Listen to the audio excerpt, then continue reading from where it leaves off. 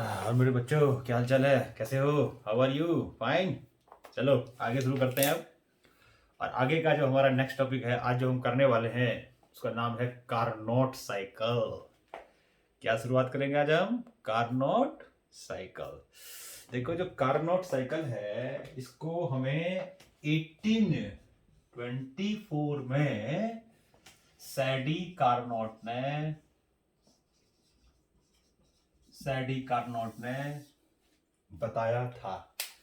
और इसमें एक्चुअली में ये थ्योरेटिकल है पूरा का पूरा। और उन्होंने बताया कि जो कंडीशन मैं अगर देना चाहता हूं, अगर वो कंडीशन दोगे तो आपके आपके एफिशिएंसी जो हो जाएगी हीट इंजन की वो मैक्सिमम हो जाएगी। लेकिन कभी भी हम अच्छा एक्चुअली में इसको भी हम परफेक्टली रिवर्सिबल हीट इंजन नहीं कह सकते। कई जगह बुक्स में ऐसे लिखा हुआ है परफेक्टली रिवर्सिबल इंजन। लेकिन कभी भी कोई भी चीज मैंने बताया परफेक्टली रिवर्सिबल पॉसिबल नहीं है। जो ये कंडीशन कहते हैं वो बिल्कुल आइडियलिस्टिक कंडीशन है, जो कंडीशन हम प्रोवाइड नहीं कर सकते, इसीलिए सिर्फ बोर्ड पे ही छपा हुआ है, बस ये मान लो। लेकिन जितने भी आपके ये हीट इंजन होते हैं बेसिक कंसेप्ट उसका यही होता है। जैसे लास्ट लेक्चर में मैंने आपको हीट इंजन के बारे में बताया था, तो सैडी कार्नोट ने जो हीट इंजन अपना बताया, थ्योरेटिकल बताया, कॉपी किताब पे बताया कि ये सब चीजें करोगे तो आपकी एफिशिएंसी मैक्सिमम हो जाएगी, वो जो था वो भी इसी पर बेस्ड था। लेकिन वहां पर जो एफिशिएंसी थी मैंने बताया कभी भी 100% एफिशिएंसी, यानी जो हम हीट दे रहे हैं सारा का सारा हीट कभी भी इक्विवेलेंट अमाउंट ऑफ वर्क में कन्वर्ट हो ही नहीं सकता। कितने ही घोड़े दौड़ा लो, कितने ही कुछ कर लो, जो चीज इम्पॉसिबल है तो इम्पॉसिबल है। तो आज हम क्या करने जा रहे हैं? सैडी कार्नोट ने जो बताया, यानी कि Carnot heat engine. Carnot heat engine. और कैसा है ये कार्नोट हीट इंजन? ये प्योरली एक थ्योरेटिकल है, यानी कि एक हीट इंजन का आपको बेसिक कंसेप्ट बताती है ये। देखो जो कार्नोट हीट इंजन है या कार्नोट साइकिल भी कह देते हैं इसको कभी कभी, इसमें क्या होता है जैसे बाकी सारे हीट इंजन में क्या बताया था मैंने आपको, एक होगा सोर्स ऑफ हीट, एक होगा सिंक ऑफ हीट और एक होगा वर्किंग सब्सटेंस। तो इस कार्नोट हीट इंजन में भी एक सोर्स ऑफ हीट होगा, एक सिंक ऑफ हीट होगा और एक वर्किंग सब्सटेंस होगा। लेकिन जो भी होगा बिल्कुल आइडियल होगा। समझ में आ गया? दूसरी चीज ये ध्यान रखेंगे कि कार्नोट हीट इंजन में जितने भी कार्नोट हीट इंजन में मतलब बेसिकली जो कार्नोट हीट इंजन में जो भी चीज होगा आइडियलिस्टिक होगा, या मैंने आपको बताया। और कार्नोट हीट इंजन की जो वर्किंग होगी वो 4 स्टेप्स में कंप्लीट होगी। कितने स्टेप्स में? 4 स्टेप्स। कौन कौन से 4 स्टेप्स होंगे वो अभी हम देखेंगे।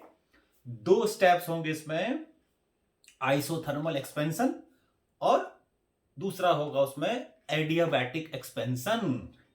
और बाकी 2 होंगे कंप्रेशन के, जिसमें क्या होगा isothermal compression and second one is adiabatic compression.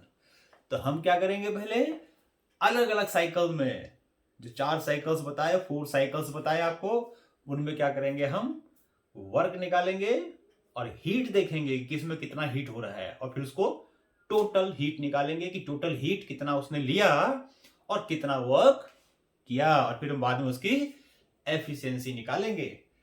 समझ में आ गई? एफिशिएंसी निकालने के बाद फिर हम एक उसके बाद छोटा सा एक और फार्मूला ड्राइव करेंगे। जब आपको बताऊंगा तो आपको और समझ में आ जाएगा। तो चलिए शुरू करें कार्नोट हीट इंजन। देखो जी, कार्नोट हीट इंजन में क्या होता है? कार्नोट हीट इंजन में एक होता है कंपोनेंट्स, बोलेंगे कंपोनेंट्स ऑफ, इसको नोट करते रहना पॉज कर करके, क्योंकि यहां पर मैं डिलीट इसको इरेज करता रहूंगा क्योंकि जगह कम है जगह कम है। तो components of Carnot heat engine, इतने कंपोनेंट्स होंगे इसके। देखो मैंने बताया नंबर 1 क्या होगा इसका? एक source of heat, source of heat. और ये सोर्स ऑफ हीट होगा ये हमेशा किस पर होगा? Always at higher temperature, higher temperature मान लेते हैं T1। और इसकी खास बात क्या होगी, it's thermal capacity, thermal capacity will be infinite, इतनी होगी infinite, so that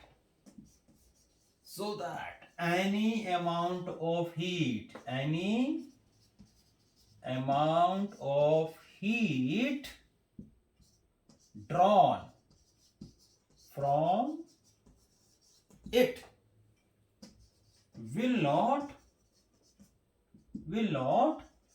affect its temperature, यानी कि जो इसकी थर्मल कैपेसिटी होगी वो होगी इनफाइनाइट, और इतनी इनफाइनाइट होगी कि उसमें से कितना भी हीट निकाल दो उसके टेम्परेचर पे कोई फर्क नहीं पड़ना उसको, इतना सारा है कितना भी देता जाएगा कोई फर्क नहीं पड़ रहा। भाई समुंदर है, सी है, कितना ही पानी निकाल लो ना, क्या फर्क पड़ जाएगा,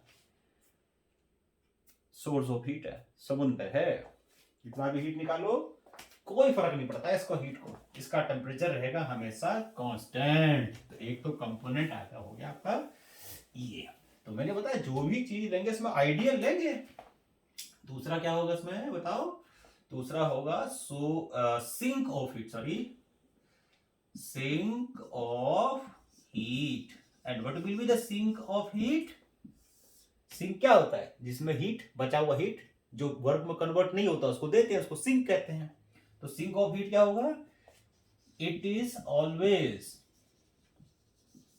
kept at lower fixed temperature, lower fixed temperature T2, so that any amount of heat,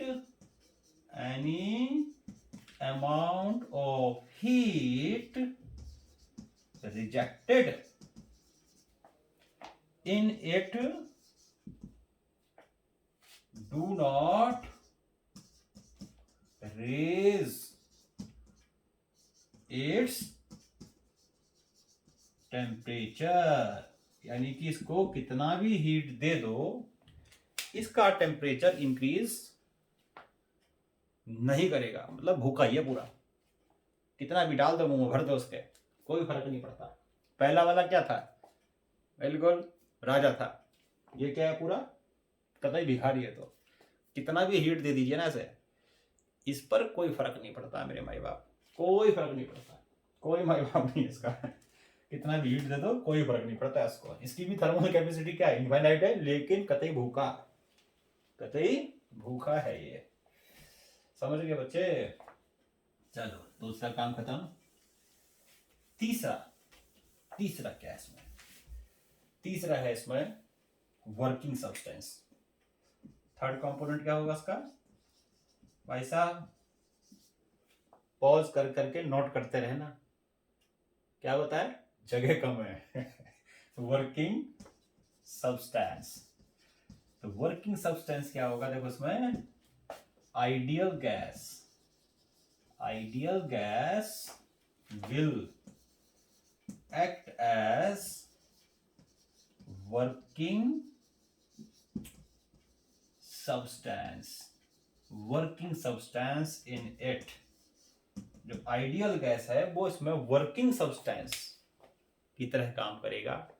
और आइडियल गैस मैंने बताया था आपको, जिसके अंदर सारी की सारी काइनेटिक एनर्जी होती है, इंटरनल एनर्जी, पोटेंशियल एनर्जी लगभग खत्म, मतलब जीरो होती लगभग, क्या आइडियल गैस कहते हैं। तो आइडियल गैस इसमें वर्किंग सब्सटेंस की तरह हम काम करेगा, या हम उससे काम लेंगे। और एक चीज भाई, इंजन काम कर करके थक भी तो जाएगा, नहीं थकेगा क्या भाई, हम लोग काम करते थकते नहीं है क्या, थकते हैं, ये भी थक जाएगा यार, कोई आराम करने की जगह भी दो से तो तीसरा चौथा क्या होगा इसमें, फोर्थ इंसुलेटिंग पैड। अभी देखेंगे इंसुलेटिंग पैड, इसको डिस्क्राइब नहीं करते, जब वर्किंग आएगी समझ में, वर्किंग बताएंगे इसकी। तो अपने आप समझ में आएगा इंसुलेटिंग पैड का काम क्या है। ये समझ लो कि ये इसके रेस्ट करने की जगह है, यानी कि जब इस पे बैठ गया ना तो कुछ लेगा ना कुछ देगा, चुपचाप बैठा रहेगा। कितना इस पे वर्क कर लो, चुप बैठा रहेगा। नाम से पता लग रहा है इंसुलेटर है कुछ, insulating pad, perfectly insulating pad होगा। तो ये इसका कंपोनेंट हो गया, इसका हीट इंजन का। अगर हम इसको कार्नोट हीट इंजन का अगर हम डायग्राम से इसको दिखाते हैं, block diagram Carnot heat engine का, तो क्या बनाएंगे? देखो, नोट करते रहना, पॉज कर करके, ये बहुत जरूरी है। ये क्या होगा इसमें? देखो, ये मैंने बनाया source of heat, source of heat, यानी यहां से हीट लेगा। और कौन से टेम्परेचर पे मैंने बताया इसको? Higher fixed temperature T1। ठीक, एक होगा सिंक ऑफ हीट, सॉरी ये है हमारा इंसुलेटिंग पैड, ये बीच में रख दिया हमने इंसुलेटिंग पैड, ये इंसुलेटर को मैंने ऐसे बना दिया। ये क्या है? This is insulating pad. And now the third component is क्या? ये बॉक्स बना दिया मैंने सिंक ऑफ हीट का, सिंक ऑफ हीट। और ये हमेशा लोअर फिक्स्ड टेम्परेचर पे होगा T2। कितना भी हीट दो कोई फर्क नहीं पड़ता है। अभी क्या करते हैं, काम तो इससे बाद में लेंगे। इसमें एक ऐसा सिलेंडर होगा, अभी हम पैड के ऊपर रख देते हैं इसको, इंसुलेटिंग पैड के ऊपर, क्योंकि अब ये वर्क नहीं कर रहा। मान लो काम नहीं ले रहे, इससे तो रेस्ट कर रहा है, काम नहीं ले रहे तो रेस्ट कर रहा है, और क्या करेगा? तो यहां हमने एक सिलेंडर ले लिया, और इसकी जो वॉल्स है सिलेंडर के, ये परफेक्टली नॉन कंडक्टिंग वॉल्स हैं, परफेक्टली साइड वॉल्स, ये भी परफेक्टली नॉन कंडक्टिंग है। और ये जो पिस्टन है, ये पिस्टन ऐसे बना देता हूं, दिस इज पिस्टन। कैसा पिस्टन है ये पता है? नॉन कंडक्टिंग तो मैंने बता ही दिया, साइड करके जो बनाया नॉन कंडक्टिंग है। ये पिस्टन जो है आपका, ये आपका फ्रिक्शनलेस पिस्टन है, फ्रिक्शनलेस, यानी कि कोई भी इसमें एनर्जी लॉस नहीं करेगा ये फ्रिक्शन से। तो फ्रिक्शनलेस पिस्टन। अब इसका जो बॉटम होता है ना, ये देखो बॉटम बनाया इसका मैंने, इसका जो बॉटम होगा, इसका सिलेंडर का जो बॉटम होगा, ये जो इसका बेस होगा, मतलब ये होगा परफेक्टली कंडक्टिंग, कोई रोक टोक नहीं करेगा हीट में जब इसको मौका मिलेगा तो। परफेक्टली कंडक्टिंग बेस, यानी कि ऐसा परफेक्टली कंडक्टिंग, जब भी इसको मौका मिला तुरंत हीट बाहर निकाला, तुरंत हीट खींच दिया, बस। फिर ये एक्सचेंज करेगा, मौका मिलना चाहिए से, मिलेगा मौका, मौका मिलेगा। अब उसके बाद इसके अंदर हम क्या भर देते हैं? यहां पर ये भर दिया हमने क्या? ये है वर्किंग सब्सटेंस, वर्किंग सब्सटेंस। और वर्किंग सब्सटेंस क्या बताया? चलो हम 1 मोल ले लेते हैं, 1 मोल ऑफ आइडियल गैस। कितना है? मोल ले लो, 1 मोल ले लिए हम, और क्या? 1 मोल ऑफ आइडियल गैस, कितना ही मोल ले लो, 1 मोल ले लिए हम, और क्या? आप 2 मोल ले लो, कोई फर्क नहीं पड़ता इससे। तो ये इसका एक सिंपल सा फ्लो चार्ट हो गया, ब्लॉक डायग्राम भी कहते हैं इसको। नोट कर लिया, ड्रॉ कर लिया, इरेज कर दो, चल करता हूं आगे। हाँ जी, अब देखो ये हो गया इसका। अभी देखो ये वर्क क्या करता है। अभी मैंने आपको बताया कि देखो इसमें नोट करते रहना, क्योंकि बहुत सारा लिखना है, तो मैं इसको मजाक की बात नहीं है, इट इज सीरियस। और आपको ये नोट करते रहना साथ साथ में, क्योंकि बहुत लंबा है, थोड़ा सा टाइम लगेगा इसे, तो और मिटाना भी पड़ेगा बार बार, तो आपको नोट करते रहना है। अच्छा जी, आगे बढ़ते हैं। तो इसकी वर्किंग मैंने आपको बताई थी, कितने पार्ट्स, कितने प्रोसेस, कितने स्टेप्स में होंगे? 4। 2 बताया था आपको, क्या बताया था? एक्सपेंशन। 2 बताया था कंप्रेशन। एक्सपेंशन भी 2, कौन सा? Isothermal adiabatic. कंप्रेशन कौन सा? Isothermal adiabatic. देखते हैं क्या होता है। देखो डायग्राम भी अच्छा है। एक काम करूंगा इसमें बस, अब देखो और भी जगह की कमी पड़ेगी हमें, यहां पर मैं इसके साथ साथ पे यहाँ पर इसका ग्राफ भी बनाता जाऊंगा, और जगह की कमी पड़ेगी, लेकिन इस ग्राफ को नहीं मिटाऊंगा मेरे भाई, इस ग्राफ को नहीं मिटाऊंगा। इंडिकेटर डायग्राम, ग्राफ मतलब वॉल्यूम प्रेशर, मेरे भाई बिल्कुल नहीं मिटाऊंगा इसको, सारा इसमें बनाऊंगा। चलो जी आगे करते हैं। पहला क्या था? देखो फर्स्ट था हमारा आइसोथर्मल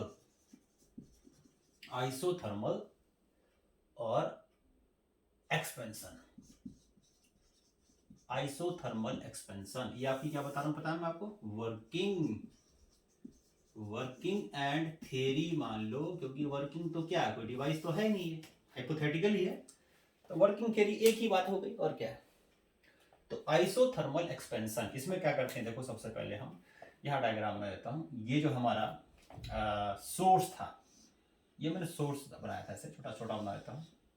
सोर्स, ये क्या था, सोर्स, ये है सोर्स ऑफ हीट, ऐसे लिख देते हैं, सोर्स ऑफ हीट। ये सोर्स ऑफ हीट है, कौन सा टेम्परेचर पे है, T1 से। तो क्या करते हैं इसमें, जो सिलेंडर होता है, ये सिलेंडर लिया और इसके ऊपर ये सिलेंडर लिया, ये सिलेंडर लिया, सिलेंडर को हमने इसके ऊपर रख दिया, इसके ऊपर रख दिया, ये पिस्टन है और हमने इसको इसके ऊपर रख दिया, ये इसका बेस है। उसके बाद क्या करते हैं, इसको रखने के बाद, तो क्योंकि इसका जो बॉटम है वो परफेक्टली कंडक्टिंग मटेरियल का बना है, तो रखते ही इसके अंदर जो वर्किंग सब्सटेंस है, इसका भी टेम्परेचर T1 हो जाएगा, समझ में आया। उसके बाद क्या करते हैं, पिस्टन को स्लोली एक्सपैंड करते हैं, स्लोली एक्सपैंड होता है। कैसा था, कैसा एक्सपेंशन हुआ, कैसा एक्सपेंशन हुआ, आइसोथर्मल। और ये एक्सपेंशन हम करते नहीं है, अपने आप एक्सपेंड कर रहा है हीट की वजह से। हीट लिया, कांस्टेंट प्रेशर है, एक्सपेंड करता जाएगा हीट ले लेके। तो क्या होगा फिर, ये क्या होगा, ये आइसोथर्मल एक्सपेंशन।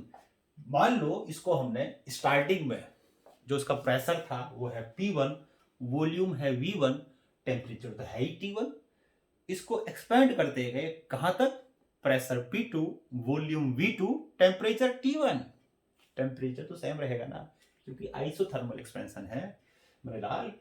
तो ये आइसोथर्मल एक्सपेंशन होगा। और हमने डिस्कस किया था एक चीज, पता है वो क्या, फर्स्ट लॉ ऑफ थर्मोडायनेमिक्स में, कि आइसोथर्मल एक्सपेंशन में जो हीट सिस्टम लेता है, मतलब याद करो, dQ इक्वल्स टू dW। क्यों, du यहां पर 0 होता है, चेंज इन इंटरनल एनर्जी 0।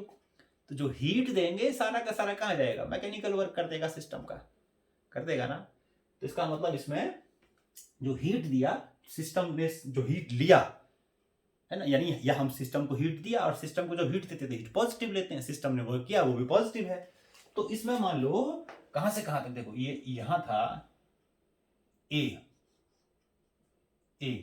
और क्या था, इसका वॉल्यूम था V1, प्रेशर है P1, और टेम्परेचर तो सब जगह सेम ही रहेगा, इसको बना देते हैं। मान लो ये यहां से लेके यहां तक गया, ये गया जी, एक्सपेंशन है, isothermal expansion, constant temperature T1 पे, और ए से कहां चला गया, ये चला गया B पे, और यहां पर हो गया V2, P2, और चलो टेम्परेचर भी यहां लिख दो T, पूरे पे T है, चलो T1, sorry T1, temperature T1 ही रहेगा इसका। तो ये हो गया आइसोथर्मल एक्सपेंशन। तो वर्क डन कितना होगा, तो वर्क डन देखो यहां साइड में कर देते हैं, वर्क डन इन आइसोथर्मल, अच्छा इस प्रोसेस में हीट भी ऑब्जॉर्व करेगा, ये एब्जॉर्ब करेगा। तो work done in this, in isothermal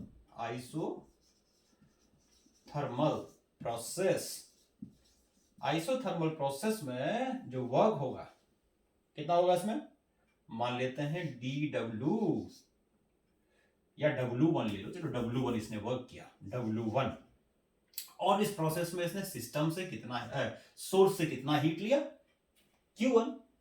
एक चीज याद है, हमने ड्राइव किया था, आइसोथर्मल प्रोसेस में जो वर्क होता है क्या था formula, work equals to heat, जितना हीट लिया उतना ही वर्क करेगा, और वो वर्क किसके इक्वल होगा, याद करो। इसको अभी रेज कर दूं मैं, चलो जी समझ आ दिया, इसको रेज कर देता हूं क्योंकि जगह बन जाएगी थोड़ी सी। तो Q1 इक्वल्स टू W1, ये कितना हो जाएगा, RT1 log E base natural log. अगर 10 लॉग करोगे तो 2.303, मैं नहीं मल्टीप्लाई कर रहा, बाद में देख लेंगे, ज्यादा लिखना पड़ेगा, कम लिखो ना, जगह कम है, जगह कम है। तो V2 बाई V1 ये हो गया हमारा ये।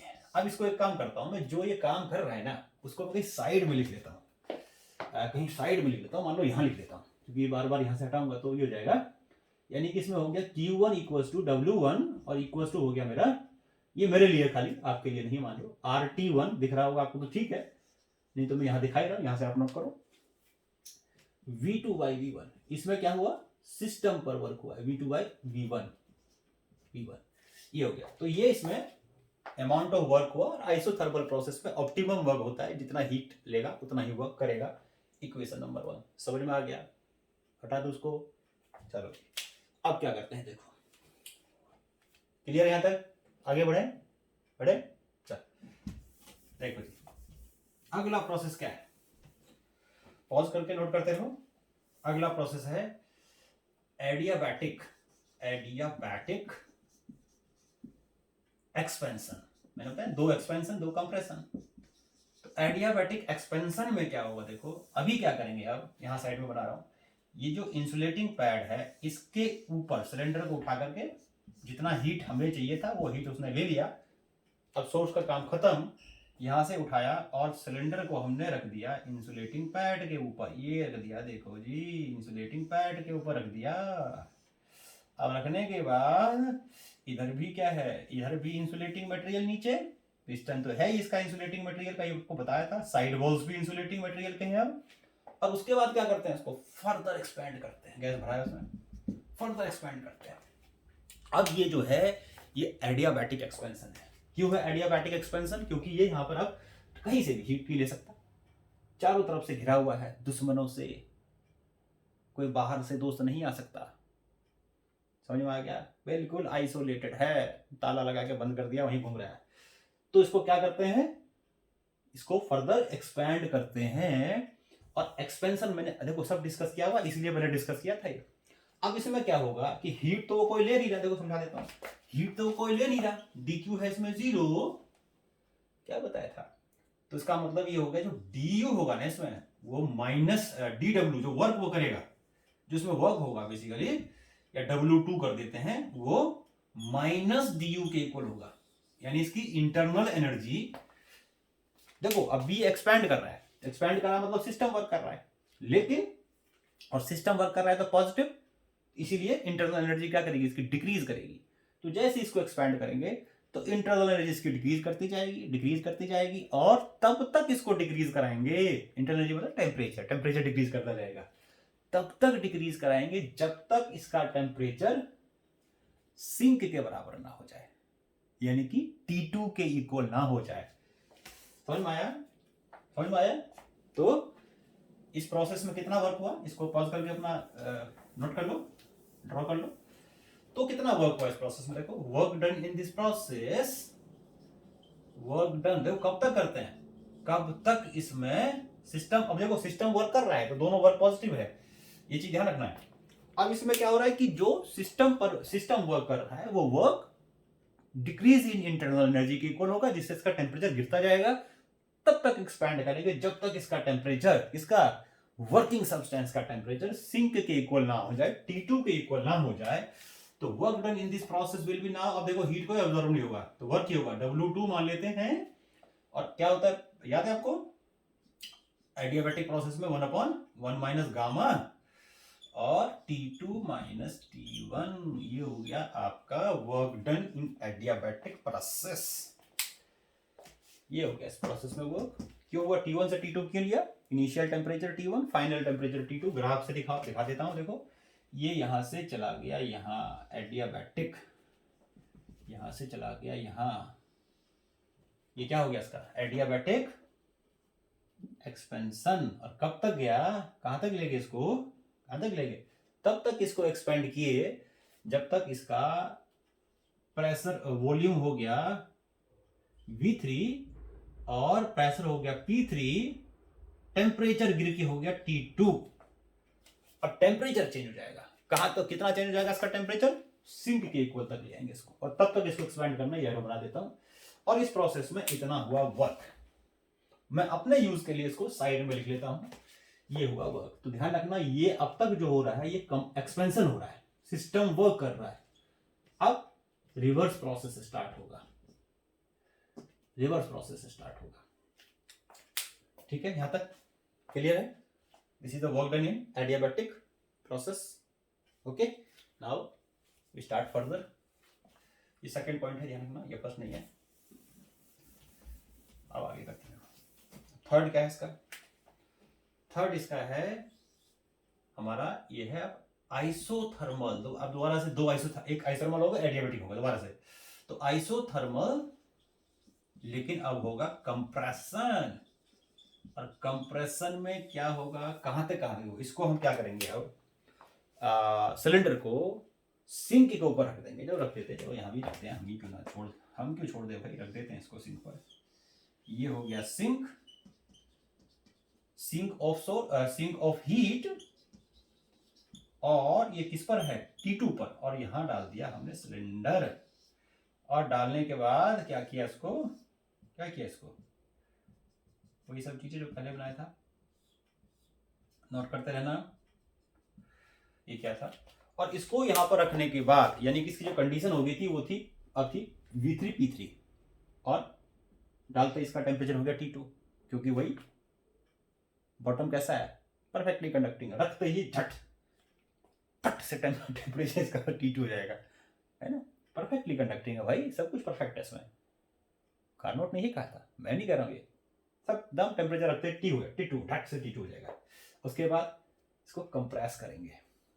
कब तक कंप्रेस करेंगे पता है, कैसे कंप्रेस करेंगे, स्लोली कंप्रेशन करेंगे, इस तरीके से करेंगे कि ये मान लो कंप्रेस करके इसको हम कहां से कहां तक पहुंचा दें, हम इसको पहुंचा दें यहां तक पहुंचा देते हैं इसको, और इस पॉइंट को मान लेते हैं D, और ये पूरा कांस्टेंट टेम्परेचर पे ही है, ध्यान रखना D, और ये क्या है, ये आपका V4 P4, और टेम्परेचर तो वही T2 ही है, T2 लिख दो, कोई फर्क नहीं पड़ता इससे। तो ये इस तरह से कंप्रेशन हो रहा है, और कब तक कंप्रेस किया, जब तक इसका प्रेशर हो गया P4, वॉल्यूम हो गया V4, और इसमें क्या होगा देखो, इस प्रोसेस में, क्योंकि देखो फर्स्ट लॉ ऑफ थर्मोडायनेमिक्स लगाओगे तो dq equals to du plus dw, ये होगा।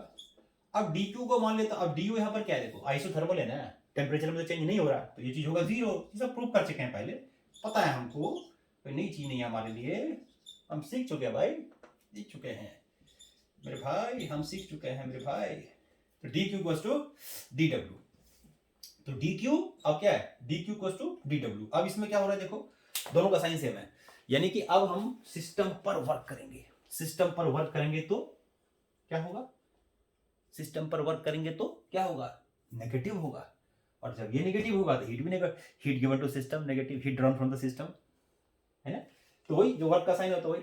तो इसका मतलब क्या हो गया, यहां पर हम क्या कर रहे हैं, सिस्टम वर्क कर रहा है, तो work done will be now what, क्या होगा इस प्रोसेस में, मान लो इस प्रोसेस में इसने सिंक को हीट दिया, कितना हीट दिया, इसने हीट दिया इसको, मान लो Q2, और वर्क हुआ W3, और कितना हो जाएगा वर्क, RT2, इसको हटा देते हैं, पॉज करके अपना नोट कर लो, RT2 और लॉग, और V फाइनल क्या है, फाइनल V4, तो V4 अपॉन V3, ये हो गया। तो ये आपका हो गया क्या, this is the work done in isothermal compression, ये अमाउंट ऑफ हीट है जो उसने सिंक को दिया, सिंक को वापस कर दिया उसने, Q1 जो लिया था सोर्स से इस प्रोसेस में, अब Q2 हीट सिंक को दे दिया, ऐसे न्यूमेरिकल से भी किया हमने, आपको क्लियर हो गया होगा। तो ये जो है इसने किया, तो ये सिस्टम पर वर्क हो गया। अब देखो क्या है, पॉज करके हटा दो, पॉज करके अपना नोट कर लो, मैं हटा देता हूँ, इरेज कर दो, ओके चलिए। हाँ जी, अब आगे क्या होगा देखो, नेक्स्ट प्रोसेस में क्या होगा, सबसे लास्ट प्रोसेस का ये हमारा एडियाबैटिक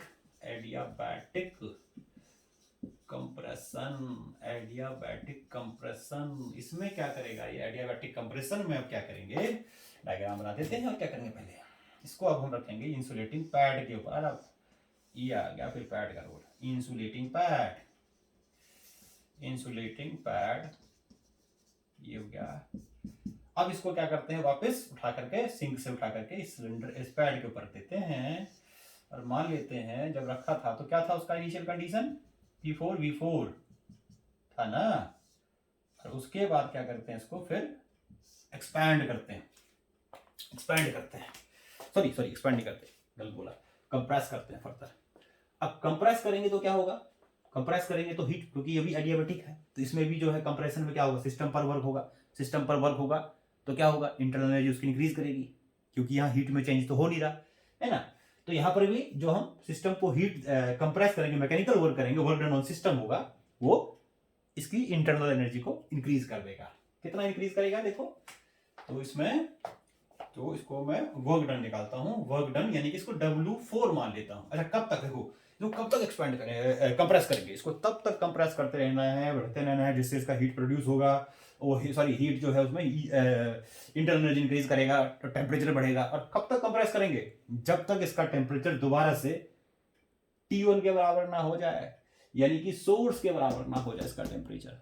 और जब ले आएंगे तो दोबारा से इसको प्रेशर और वॉल्यूम वही हो जाएगा, कौन सा, V1 और P1। तो क्या बोलते हैं, एडियाबैटिक कंप्रेशन। D से फाइनली इसको कहां ले आए, यहां ले आए, देखो D से फाइनली इसको यहां ले आया, यानी कि इसको फर्दर कंप्रेस करते रहेंगे जब तक इसका टेम्परेचर दोबारा से ना हो जाए T1 के इक्वल, यानी सोर्स के इक्वल, और प्रेशर और वॉल्यूम हो जाए P1 और V1 के इक्वल। साइक्लिक प्रोसेस है ना। तो work done in this process will be कितना होगा, W4 मान लो, और इसमें इंटरनल एनर्जी के चेंज के इक्वल ही होगा ये, और कितना हो जाएगा ये हो जाएगा आपका आर टी, क्या था फार्मूला, R1 माइनस गामा, और फाइनल टेम्परेचर क्या देखो अब, T1 माइनस T2, पहले वाले में क्या था, T2 माइनस T1। अच्छा ये तो भाई साहब मैंने लिखा ही नहीं यहाँ पर, ओहो, तो W3 था मेरे लिए RT2 log V3 upon V4, ये था, ठीक है।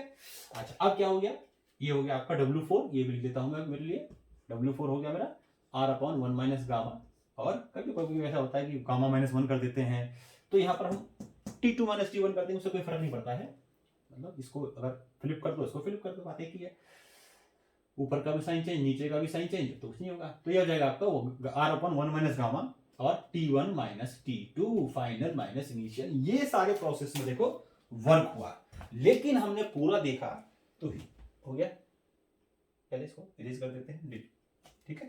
हाँ अब देखो, अब इसमें देखेंगे अगर जो पूरा प्रोसेस हमारा हुआ है, इस पूरे के पूरे प्रोसेस में हीट तो दो ही प्रोसेस में एक्सचेंज हुआ है, आइसोथर्मल एक्सपेंशन, आइसोथर्मल कंप्रेशन, बाकी दो प्रोसेस में तो हीट एक्सचेंज हुआ नहीं, इसीलिए Q1 और Q2 लिखा है, वर्क 4 बार हुआ है वो अलग लिख दिया। अब देखो क्या करते हैं जी, अब चारों वर्क को ऐड कर देते हैं, टोटल वर्क देते हैं कितना हुआ, देखो total work done, total work done कितना होगा, टोटल वर्क डन देखो, मान लेते हैं W, क्या होगा, W1 plus W2 plus W3 plus W4, ये 4 वर्ग हो गए। W1 क्या था, अब यूज आ गया ना, कितना होशियार हो देखो मैं, RT1 log V2 by V1 plus W2 R1 minus gamma T2 minus T1 plus plus plus plus plus plus plus plus plus क्या, प्लस हो गया आपका, हाँ प्लस हो गया आपका, कितना हो गया। अच्छा इसमें एक चीज भाई आप ध्यान रखना है, मैं थोड़ा गलत कर दिया पिछले, जो वर्क डन था ना W3 फाइनल वॉल्यूम है इसका V4 और इनिशियल है V3, ये ध्यान रखना है, फाइनल वॉल्यूम है V4, क्योंकि इसमें देखो ना ये वाला प्रोसेस फाइनल V4, फार्मूले में जो होता है वो V final upon V initial होता है, तो V4 अपॉन, तो उसको आप सही कर लेना, करेक्ट कर लेना उसको। हाँ जी आगे बढ़ते हैं, तो अब क्या होगा, RT2 log, अब ये हो गया V4 by V3, V4 by V3, ये मैंने पहले V3 by V4 कर दिया था, उसको आप ठीक कर लेना ध्यान से, प्लस और क्या हुआ R अपॉन 1 माइनस गामा, और लास्ट वाला कितना था, लास्ट वाला था हमारा T1 माइनस T2। अब एक चीज देखो जी, देखो क्या हो रहा है यहाँ पर, ये चीज और ये चीज तो कट गया, इसकी कहानी तो द एंड हो गई। अब क्या, अब ये RT1 V2 log V2 by V1 plus RT1 log V4 by V3। अब इसको मान लो अगर हम इंटरचेंज करते हैं, फ्लिप मार दें इसको, यानी फाइनल ऊपर, ये ऊपर कर दें, नीचे कर दें, है ना। अगर मान लो उल्टा कर दें तो कितना हो जाएगा, ये टोटल वर्क आ गया, देखो टोटल वर्क आ गया, टोटल वर्क आ गया, टोटल वर्क आ गया। अब इसमें एक चीज ध्यान रखना, देखो V4 जो होगा ना V3 से कम ही होगा, तो इसकी जो वैल्यू आएगी ना वो नेगेटिव में ही आएगी भाई। ये पॉजिटिव मत कंफ्यूज होना कि पॉजिटिव है ही, सर जी आपने तो कहा था सिस्टम पर तो जो वर्क होता है वो तो नेगेटिव होता है। मेरे मालिक नेगेटिव ही होता है, यहाँ भी नेगेटिव ही है, क्योंकि यहाँ जो V4 है ना वो V3 से ज्यादा है, और लॉग के पावर जब ये रेशियो जो आएगा 1 से कम आएगा, आएगा ना, V4 is less than V3, देखो कंप्रेशन हो रहा है, V3 से V4 पे जा रहा है तो कंप्रेशन हो रहा है ना, तो V4 की वैल्यू V3 से कम आएगी। तो इसको जब हम, इसलिए मैं इसको इन्वर्स कर रहा हूँ, और इन्वर्स करके यहाँ पर माइनस लगा रहा हूँ। लॉग की प्रॉपर्टी पता होगी आपको, ऐसे देखो देखो, इसको इन्वर्स कर देंगे तो क्या हो जाएगा, यहाँ पर लिख देता हूँ मैं, याद कर लो, नहीं याद है तो लॉग, ये था RT2, और मैंने क्या करा, ये T2 को, सॉरी RT2 लॉग, और इसको मैं उल्टा कर दूं V3/V4, तो ये हो जाएगा -1, और लॉग की प्रॉपर्टी होती है लॉग में पावर आगे जाएगा, तो -RT2 लॉग V3/V4 ये अपने आप हो जाएगा।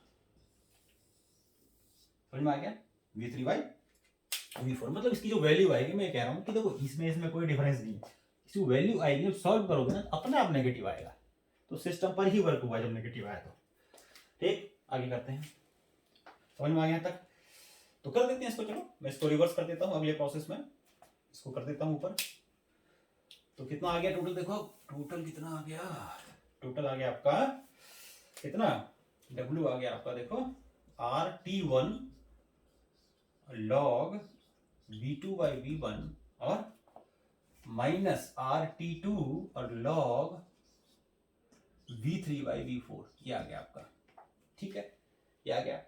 अब इसमें देखो ये जो था, ये जो था, ये क्या है Q1, और ये क्या है, ये है आपका Q, ये है आपका Q2, तो W कितना आ गया, Q1 - Q2, ये आ गया वर्क। नेट वर्क डन कितना किया, कितना हीट लिया, कितना हीट दिया। अब जो बताया था, डिस्कस किया था लास्ट क्लास में, है ना, लास्ट लेक्चर में, क्या कि Q2 तो कभी भी जीरो हो ही नहीं सकता, अगर जीरो है तो फिर तो साइक्लिक हो ही नहीं सकता ना, कैसे काम करेगा वो। डायरेक्शन फ्लो कहाँ है हीट का, फ्लो ऑफ हीट के लिए एक प्रोसेस चाहिए, प्रोसेस नहीं हो पाएगा, फिर जितना है फिर उतना ही रह जाएगा, तो इसका मतलब इम्पॉसिबल है कि Q2 की वैल्यू जीरो हो जाए।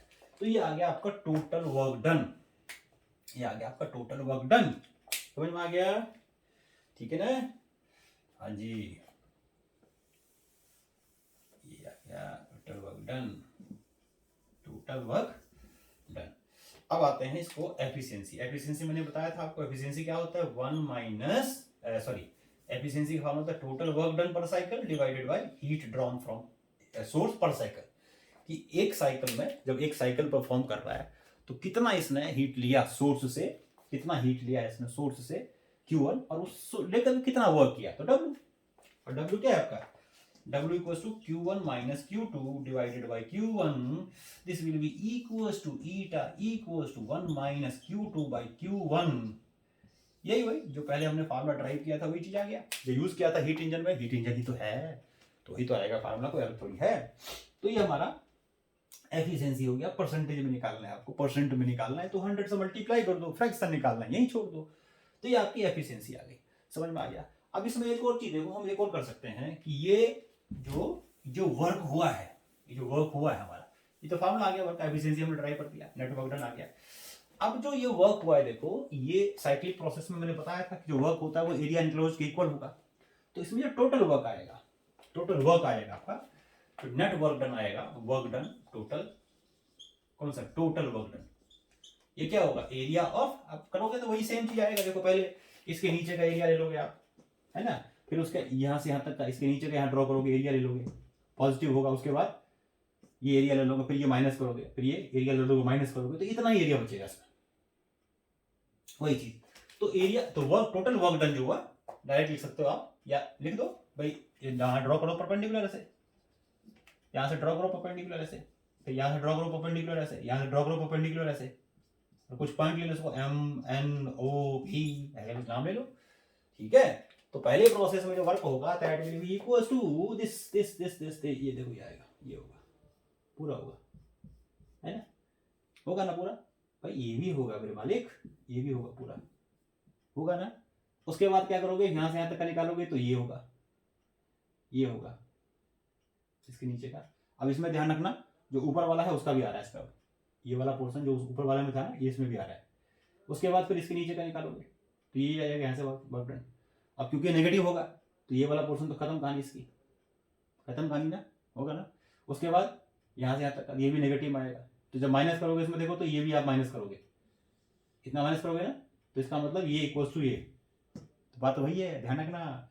तो उसमें ये भी इंक्लूड हो जाएगा, माइनस करोगे तो ये भी इंक्लूड करके माइनस करोगे तो उसमें ये भी, ये दोनों इक्वल ही तो है ना। तो इसका मतलब अगर हम इसको हटा भी दें तो ये वाला एरिया आ गया।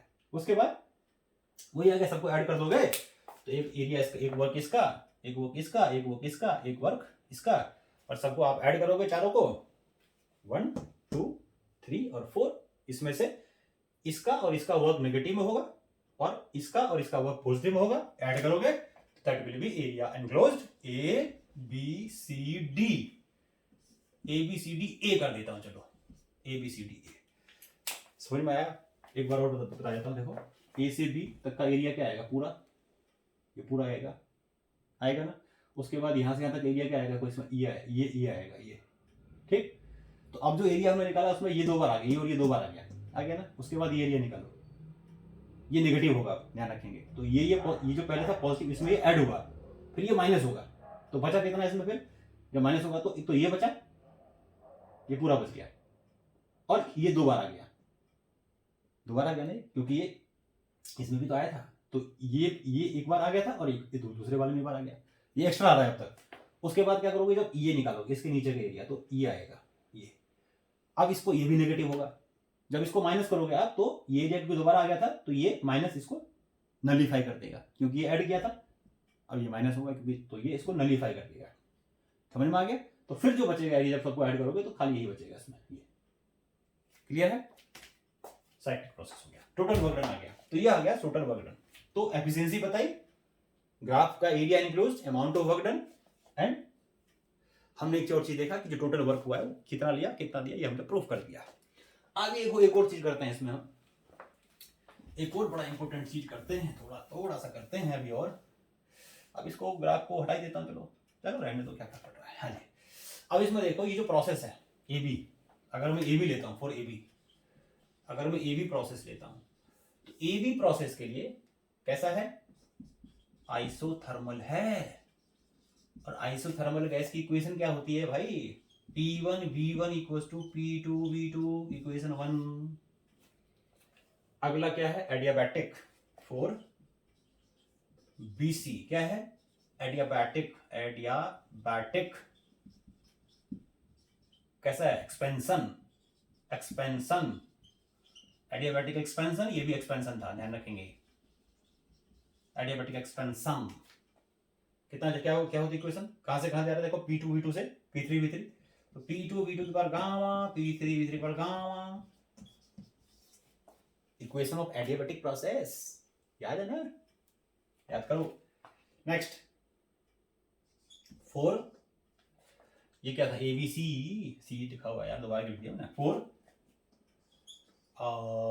CD के लिए देखो, CD के लिए क्या होगा, CD के लिए क्या है CD के लिए P3V3 की पावर, नहीं पावर गामा नहीं, क्योंकि आइसोथर्मल है, कैसा ये आइसोथर्मल कंप्रेशन, क्या होगा P3V3 equals to P4V4, equation number 4। अब मुझे लगता है इसको मिटाना ही पड़ेगा क्योंकि आपको नीचे का दिखेगा ही नहीं, तो इसको मैं मिटा ही दूंगा, उसका हमारा काम हो गया खत्म। चलिए इसका काम कर देते हैं खत्म, ये भी इसको हटा देता हूँ, कोई काम खत्म, इसको भी हटा देता हूँ। कार्नोट साहब क्या करेंगे, अब जो करना था कार्नोट साहब ने कर दिया, अब इनका क्या काम, अब तो इनका काम एग्जाम में आएगा, ध्यान रखना ये।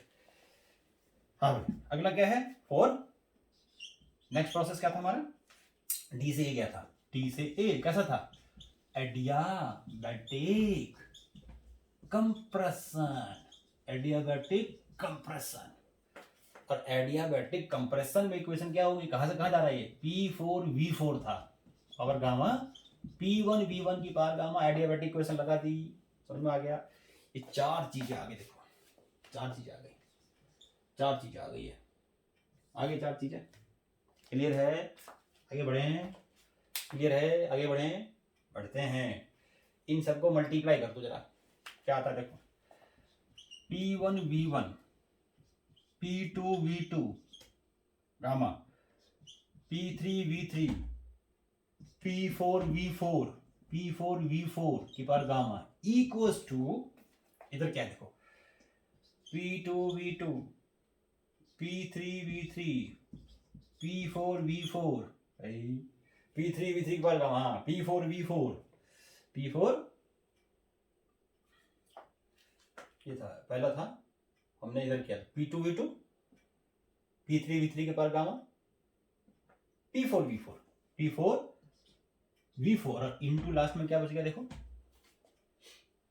P1V1 की पावर गामा, क्या है P1V1 की पावर गामा, P1V1 की पावर गामा, गामा नहीं है मेरा मामा, हाँ जी मेरा मामा तो कोई और है। P1 से P1 कट गया, P2 यार काटा, P2 बोला P1, समझ आ जाएगा यार, कभी कभार हो जाता है। P3 से P3 काटा, P4 से P4 काटा, कहाँ गया P4, P4 कहाँ ये रहा, P1 से P1 काटा, बचा क्या, बचा ये V1 V2 की पावर गामा V3 V4 की पावर गामा, इधर क्या बचा V2, इधर क्या बचा V2, क्या बचा इधर, इधर क्या मल्टीप्लाई किया हमने V1 V2 V3 V4 आ गया, ठीक है। इधर क्या बचा देखो, इधर बचेगा आपका V2, हाँ V2 V3 की पावर गामा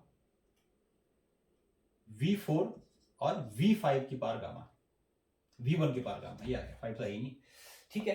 अभी क्या करना है आपको पता है, अब इसमें इवन को एक साथ ले जाओ, ऑड को एक साथ ले जाओ।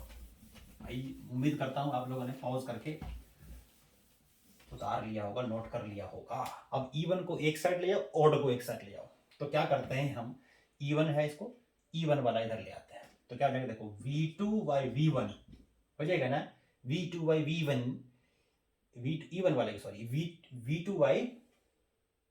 V2/V1 था, तो V2/V4 सॉरी V4 है ना, V2 की पावर गामा था यहाँ पर इक्वल्स टू, ऐसे इधर करो आप, उधर क्या देखो V3 की पावर गामा और उसके नीचे आ गया V1, समझ में आ गया जी। क्या करा इसको हमने, इंटरचेंज कर दिया, इसको हमने क्या किया, इसको हमने इसको इंटरचेंज कर दिया, क्या इंटरचेंज कर दिया, तो कितना आ गया ये V1 V3 और क्या हुआ P1V1, हमने क्या किया था। अच्छा और इसमें कुछ कटेगा क्या, देखो जरा इसमें, अच्छा एक काम कर सकते हो, देखो इसमें आप एक काम कर सकते हो, करने से पहले एक काम कर लो बस थोड़ा सा, इसको देखो गामा है, इसको एक साथ लिख लो, तो V2V4 की पावर गामा हो गया ना, V2V4 की पावर गामा, और क्या रहेगा V2V4 की पावर एक रहेगा, और V1V3 रह गया इक्वल्स टू, क्या हो सकता है इधर देखो, क्या हो सकता है, तो ये हो सकता है आपका, यार इसको ऐसे मत करो यार, एक काम करो 2 और 4 इसको थोड़ा सा और चेक करो, क्या इसमें देखो हमें क्या करना है, इसमें V3 equals to V2 group करना है, तो क्या कर सकते हैं इसमें देखो, V3V4 की पावर गामा, इधर गामा है 2 और 4 में, इधर नहीं है, चलो ऐसे कर देते हैं, देखो क्या आ जाएगा, देखो ये हो गया आपका V2 की पावर गामा V1 की पावर गामा V4 की पावर गामा, इसके नीचे आ जाएगा V2V4 आ जाएगा, इधर कितना हो जाएगा देखो, इस साइड कितना हो जाएगा, इस साइड हो जाएगा आपका, हम इसको इवन इधर गया, ऑड इधर गया, इधर क्या था पहले V3 की पावर गामा और V1 की पावर गामा, और यहाँ नीचे क्या आ गया, नीचे हमारा आ गया क्या, नीचे आ गया हमारा, कहाँ आ गया V3 और V1 आ गया, V3 और V1 आ गया। अब इसको हम क्या ले सकते हैं देखो, अगर दोनों का बेस सेम, देखो बेस सेम है, तो पावर क्या हो जाएगा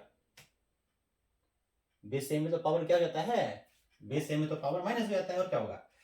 तो याद है, अच्छा पहले तो एक साथ पावर लिख दो उसको आप, v2 v4 की power gamma upon v2 v4 equals to v3 v1 upon की power gamma equals to v3 upon sorry v3 v1 ये आ गया आपका। अब उसके बाद क्या होगा, बेस सेम में तो पावर माइनस हो जाएगा, तो v2 v4 की पावर गामा माइनस 1 इधर हो गया v3 v1 की पावर गामा, ये गामा है, गामा माइनस 1। अब क्या करो दोनों साइड में, पता है, taking 1 upon gamma minus 1 root, दोनों तरफ ये रूट ले लो आप। तो जब आप ये रूट ले लोगे तो क्या हो जाएगा, देखो यहां तक नोट कर लिया होगा, पॉज करके नोट कर लो, थोड़ा सा इसमें कंफ्यूजन हो गया था, चलता है इतना। तो ये हो जाएगा v2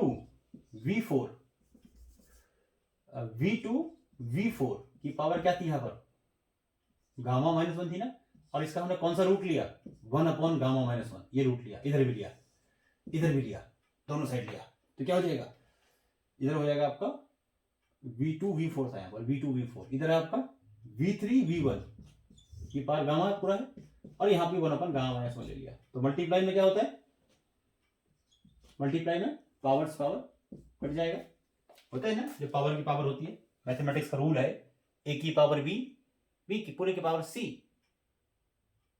ए की पावर बी सी, मल्टीप्लाई कर दिया, कट गया। तो v2 v4 इक्वल किसके आ गया, v3 v1 के, यही प्रूव करना था। तो क्या आ गया हमारा, देखो ये हमारा आ गया फिर v2 बाई v1 इक्वल किसके हो गया, v2 बाई v1 इक्वल हो गया v2 by v3 by v4। यही करने के लिए इतना ड्रामा किया हमने कि v2 बाई v1 इक्वल हो गया v3 बाई v4 के, हो गया। अब थोड़ा सा क्या कर देते हैं, देखो पॉज करके नोट करते रहना। हाँ जी, अब इसकी देखो एफिशिएंसी जो होगी वो क्या था formula, 1 minus Q2 by Q1 थी ना। अब भाई साहब Q2 किसके इक्वल था, याद करो, देखो पीछे, कॉपी पलटो भाई, पेज पलटो, पेज पलटो, पलट दिया, देखो क्या था Q2, RT2 log V3 by V4 था ना, और divided by RT1 log V2 by V1, यही था ना। पेज पलटा के देख लिया, नोट कर लिया था ना, नोट करते जाना है। अब एक चीज देखो, ये दोनों इक्वल है ना, तो कट नहीं जाएंगे, ये से निकल जाएगा क्या, तो बचा क्या, 1 माइनस T2 बाई T1। ये फार्मूला मैंने पहले भी यूज किया था, और ये आ गया आपका एफिशिएंसी। यानी कि यहां से क्या दिख रहा है, कार्नोट हीट इंजन की जो एफिशिएंसी होगी, जो रिवर्सिबल मतलब जो इंजन जहां से गया वही लौट गया, हीट कार्नोट हीट इंजन की जो एफिशिएंसी होगी ये 1 माइनस T2 बाई T1 होगी। ये T2 क्या है, टेम्परेचर ऑफ सिंक, T1 क्या है, टेम्परेचर ऑफ सोर्स। अब इस रिजल्ट को अगर आप डिस्कस करो, देखो इस रिजल्ट को अगर आप डिस्कस करते हैं थोड़ा सा, तो क्या होगा, देखो अगर इस रिजल्ट को अगर आप डिस्कस करते हो तो रिजल्ट क्या होगा कि जो एफिशिएंसी है ये 1 कब होगा भाई, एफिशिएंसी 1 कब होगा, एफिशिएंसी 1 तब होगा जब या तो T2 हो 0, या तो T2 हो 0, यानी कि 0 का मतलब 0 केल्विन, या और ईटा इक्वल्स टू 1 जब कब होगा, जब T1 होगा इनफाइनाइट। ये दो कंडीशन है, यानी कि सोर्स का टेम्परेचर, तो ये भी इम्पॉसिबल, ये भी इम्पॉसिबल, तो ये भी इम्पॉसिबल। फार्मूला सही है, फार्मूला गलत नहीं है, लेकिन एफिशिएंसी आप 100% नहीं कर सकते। ये आप दिमाग में डाल लो, ठोक लो दिमाग में, समझे गुरु, ठोक लिया, बस दिमाग में बिठा लो, ढंग से बिठा लो, ठीक है, कि एफिशिएंसी कभी भी इसके 100% नहीं हो सकती। दूसरी चीज, अगर हम इसमें T1 और T2 को इक्वल कर देंगे, दूसरा केस बता रहा हूं, तो जब T1 और T2 को इक्वल कर देंगे तो एफिशिएंसी हो जाएगी 0। यानी कोई भी हीट इंजन अपने आप वर्क नहीं कर सकता जब सोर्स और सिंक का टेम्परेचर इक्वल हो जाए, और अगर कहीं सिंक का टेम्परेचर सोर्स से ज्यादा हो गया तो ईटा आ जाएगा नेगेटिव। देखो ना, अगर T2 की वैल्यू ज्यादा हो गई T1 से, सिंक ज्यादा है, तो ईटा यानी एफिशिएंसी आ जाएगी नेगेटिव में, नेगेटिव चली जाएगी एफिशिएंसी, इसकी जो नेगेटिव हो जाएगी, efficiency will be negative, less than zero. और लेस देन जीरो एफिशिएंसी मतलब नेगेटिव का मतलब काम कर ही नहीं पाएगा वो, अपने आप काम करने का मतलब ही नहीं है। अगर हमें एफिशिएंसी, अगर उसको कुछ चाहिए तो उसको कुछ हमें वर्क करना पड़ेगा उसके ऊपर, नहीं तो एफिशिएंसी उसकी नेगेटिव में चली गई, काम नहीं कर पाएगा वो, कोई वर्क नहीं कर पाएगा। तो ये आपका डिस्कशन था इस रिजल्ट का, बहुत सिंपल सिंपल सी चीजें बताई, ठीक है। अब सोर्स और एक और चीज, सोर्स और सिंक के टेम्परेचर में देखो एक चीज, एफिशिएंसी अगर एलसीएम ले लेते हो तो T1 minus T2 upon T1, देखो इस सोर्स और सिंक के टेम्परेचर में जितना ज्यादा डिफरेंस करते जाओगे, एफिशिएंसी आपकी उतनी ही इंक्रीज करती जाएगी, एफिशिएंसी आपकी उतनी ही इंक्रीज करती जाएगी, ध्यान रखना, समझ में आ गया। और 100% एफिशिएंसी कब होगी, कंडीशन बताई, प्रैक्टिकली पॉसिबल नहीं है। ईटा जीरो कब होगा, ठीक है, टेम्परेचर सेम होगा। तीसरा, एफिशिएंसी नेगेटिव में कब चली जाएगी, जब सिंक का टेम्परेचर, तो काम करना बंद कर देगा, कहानी खत्म उसकी, कोई हीट इंजन नहीं रहा, फिर वो वर्क ही नहीं कर पा रहा तो क्या करेगा, एफिशिएंसी नहीं है तो क्या हीट इंजन, क्या है, मैकेनिकल हीट को वर्क में कन्वर्ट कर रहा है, कुछ कर रहा है क्या, उसी पर वर्क करना पड़ेगा फिर उससे काम लेने के लिए, यानी उसे ले तो कुछ ना पाएंगे और उसको देते जाओगे ना बाद में फालतू में, वही काम करेगा। अच्छा, उसके बाद एक बताया कि डिफरेंस ऑफ सोर्स और सिंक कितना ज्यादा होगा, यानी सिंक का टेम्परेचर जितना इंक्रीज करते जाओगे एफिशिएंसी उतनी कम होती जाएगी, सोर्स का टेम्परेचर जितना इंक्रीज करते जाओगे एफिशिएंसी उतनी बढ़ती जाएगी, दोनों का गैप जितना कम होता जाएगा एफिशिएंसी उतनी कम होती जाएगी, समझ में आ गया। तो ये कुछ डिस्कशन था, इस पे बहुत इंपॉर्टेंट न्यूमेरिकल्स भी हैं, तो हम डिस्कस करेंगे इसको अगली क्लास में, अगले लेक्चर में इसको हम डिस्कस करेंगे, जब हम नेक्स्ट वीडियो बनाते हैं आपको आपके लिए बनाएंगे, तो वो विल डिस्कस, बहुत इंपॉर्टेंट न्यूमेरिकल्स हैं इसके, तो नेक्स्ट में हम इसके थोड़े से अगला ऐसा करते हैं जो नेक्स्ट इसका है हीट इंजन का, न्यूमेरिकल्स का ही बनाते हैं, ठीक है। और न्यूमेरिकल का थोड़ा सा मैं अलग टेक्निक बनाऊं, अलग टेक्निक से बनाएंगे, उसमें क्या है, क्योंकि यहाँ पर इतना स्पेस होता नहीं, लिखना पड़ता है, फिर क्वेश्चन करते जाओ, पेज गेरेज करना पड़ता है, फिर भी तुम भूल जाते हैं, तो इसके लिए क्या करेंगे हम, जो न्यूमेरिकल्स करेंगे वो स्क्रीन के जो आपकी स्क्रीन होगी ना, मतलब ऐसे लाइव नहीं कर पाएंगे हम, आप मुझे देख नहीं पाओगे आप मुझे देख नहीं पाओगे, इतने खूबसूरत आदमी को आप देख नहीं पाओगे, तो न्यूमेरिकल जब तक हम करेंगे आप मुझे देख नहीं पाओगे, हम सिर्फ क्या करोगे, स्क्रीन देख पाओगे आप, तो स्क्रीन पे ही करेंगे हम, न्यूमेरिकल्स में उस पर लिखूंगा जो इंपॉर्टेंट न्यूमेरिकल्स है, वी विल सॉल्व, तो वो ज़्यादा अच्छा है ना, और वो मैं करके आपको शेयर करूंगा, तो आप उसको देखना, अच्छे से समझना न्यूमेरिकल्स को। तो आज के लिए हम कार्नोट इंजन की कहानी खल्लास, समझ में आया, अब इसकी प्रैक्टिस करनी है बेसिकली, बस इसकी कहानी खत्म, ठीक है। तो अब क्या करते हैं, नेक्स्ट लेक्चर में थर्मोडायनेमिक्स का कुछ और चीज हम लेके आएंगे, न्यूमेरिकल्स के बाद कुछ और चीज लेके आएंगे, और फिर उसको आगे समझेंगे। तो आज के लिए इतना ही छोड़ते हैं, बाकी नेक्स्ट क्लास में इन मीन वाइल आपको क्या करना है, क्या करना है, चैनल को लाइक करना है भाई, पता है ना ये चीज, तो सब्सक्राइब करना है, शेयर करना है, खुद को भी सीखना है, दूसरों को भी सिखाना है, दूसरों को भी सजेस्ट करना है, भाई तुम भी सब्सक्राइब करो, if you want to gain something without any cost.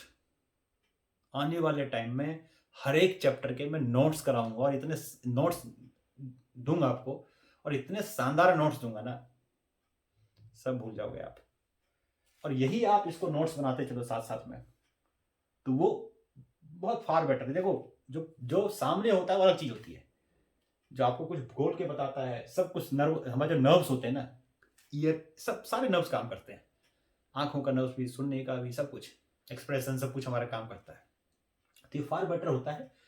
तो इसके भी आप नोट्स साथ साथ में बनाते जाओ, it will be very good for you during the exam time. कोई भी प्रॉब्लम होती है, आई एम ऑलवेज हियर, ठीक है। चलिए टाटा, गुड बाय, बाय।